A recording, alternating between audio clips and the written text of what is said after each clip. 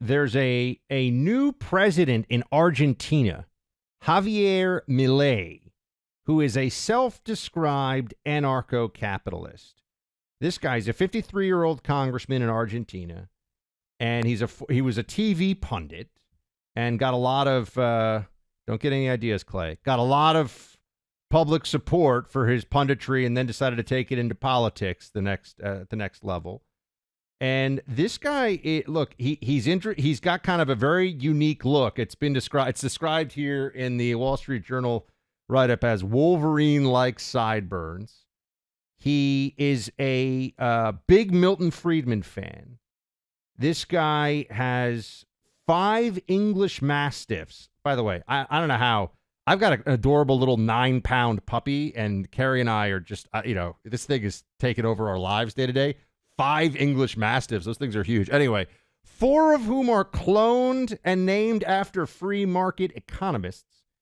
He's studying to convert to Judaism. He opposes abortion.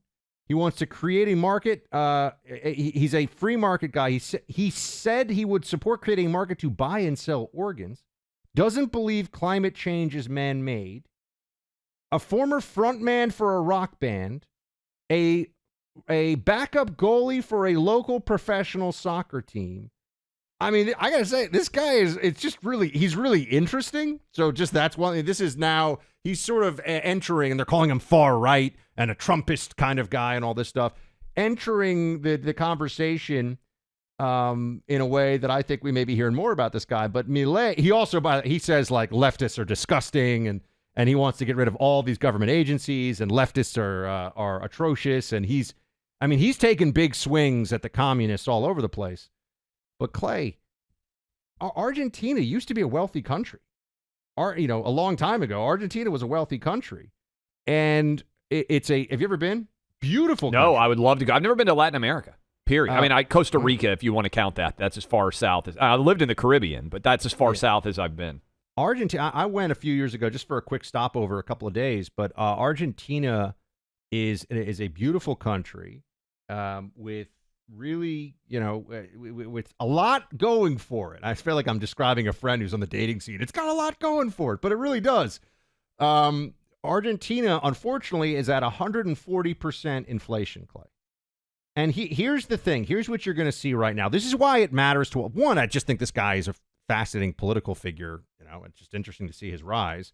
You're seeing more of this too. Outsiders with media savvy and unique background. Boris Johnson, honestly, too, would fit into this category from England, right? Like, I think he went to Eton or something. He's kind of right, but he's got the wacky hair and 4 wives, and remember he had kids coming in. They don't even know how many kids he had. But I think he had kind of that eccentric, sort of rumpled professor look that seems similar to this Argentinian guy. And there was that guy Berlusconi in Italy who was quite a colorful he was very figure. Trumpian. There's a number of, you see these people rising. And I think Finland, not that we spend a lot of time on Finnish politics here, but I think they just elected their most hard right government ever. And there's a couple of other countries in Europe, I can't think off the top of my head, that have moved significantly right in the last year or so in their elections and how they're doing things. Anyway, what's so interesting to me, Clay, is the left in this country obviously hates this guy. They hate Milei, right? Yeah. Already they're trying to trash him. He's Trumpy and everything else.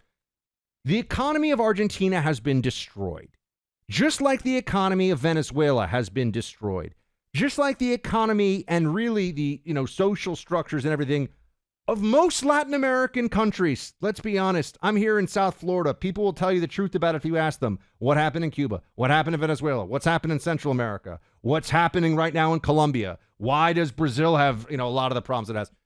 Socialism is economic cancer. Socialism destroys. It destroys Latin American economies. It's destroyed quality of life. And finally, at least in Argentina, there's no excuse for what a mess that place is.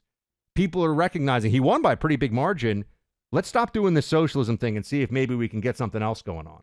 I also think there's a sense, and you can feel it percolating everywhere, that many people just want to preserve their country's culture.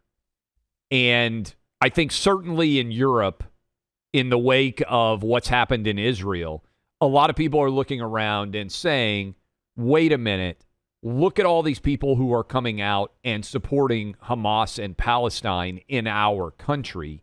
Are we starting to undercut what has made our country uniquely successful?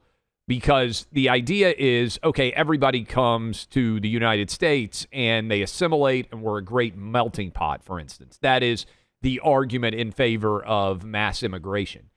And the problem is the Democrats now are saying, no, the melting pot is racist.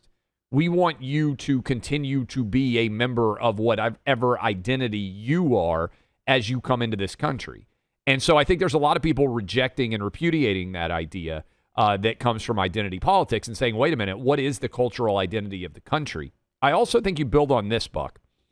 There is an analogy out there that much as Brexit, which happened in 2015, presaged in many ways the Donald Trump election in 2016, people are now looking, and look, you can look in different countries and take different lessons depending on what's going on, but I'm seeing circulating on social media, much as Brexit presaged the rise of Trump in 16 and sort of that tidal wave of disruption, that this guy's election, this sort of rumpled outsider in Argentina, is now a forerunner to the return of Donald Trump in the United States. To what extent you can take lessons from foreign elections, I think, is difficult, but that analogy is already being drawn.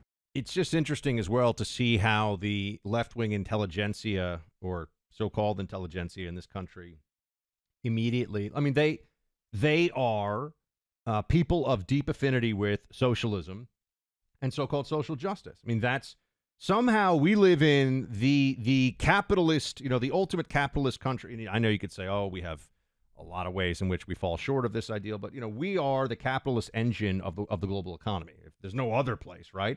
And yet our elites, including those who do economic reporting, are all really sympathetic to socialism. I mean, not all, but overwhelmingly, they're sympathetic to socialism. And we sit here and go, what is wrong with these people? Like, what do they not see? Latin America has been devastated for decades by socialist idiocy. It destroyed Venezuela. It has destroyed Argentina. I mean, you go down the list, and it's not like it's that's just our opinion on some of this stuff. Clay, the Argentine peso has lost 90% of its value against the dollar. I mean, imagine if you've been working, you're trying to save money as an Argentinian businessman or whatever.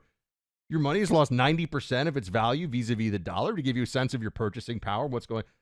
How could there be that level of inflation, that level of economic devastation destroys countries, destroys futures, destroys people's hopes and dreams. And you have this new guy who comes in who's like, let's try something different, let's address it.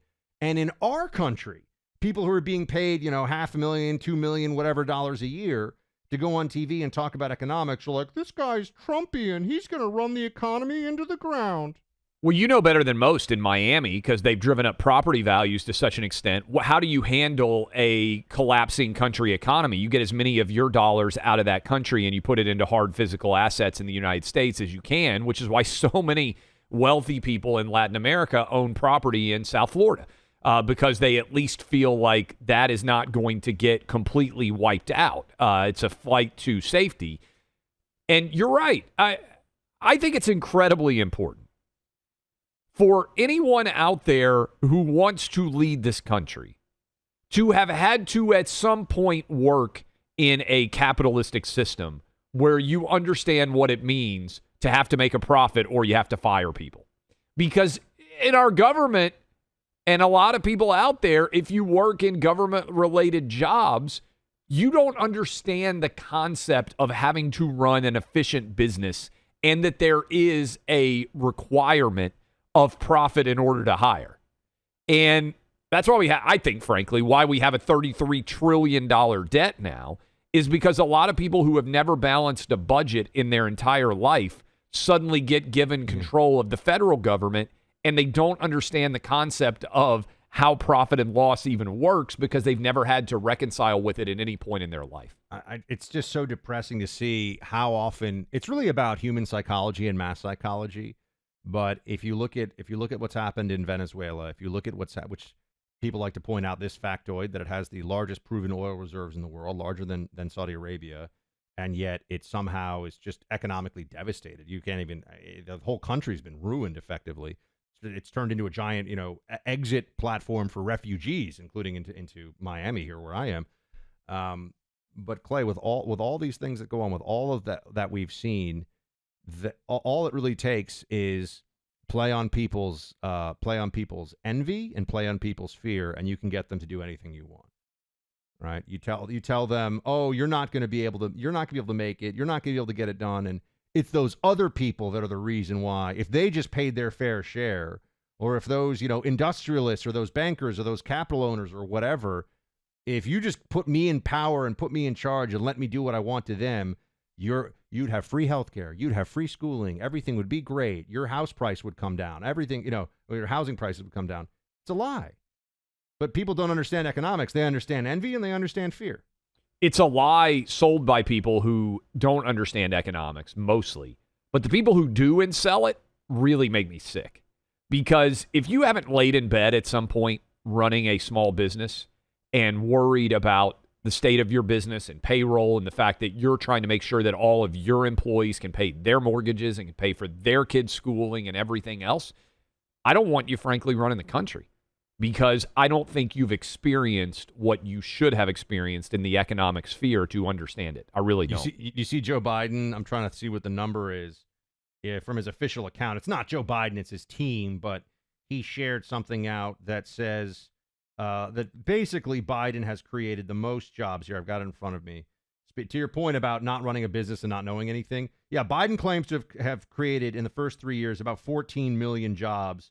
And according to this thing that they shared, Reagan created 480,000 jobs. So 14 million jobs is what he says. They're counting the jobs that started again when they stopped lockdowns as jobs created. I mean, this would be like if I walked up to a building and I said, hey, everybody out, I'm going to light it on fire. And then, okay, you can go back, the next day and be like, I just created jobs.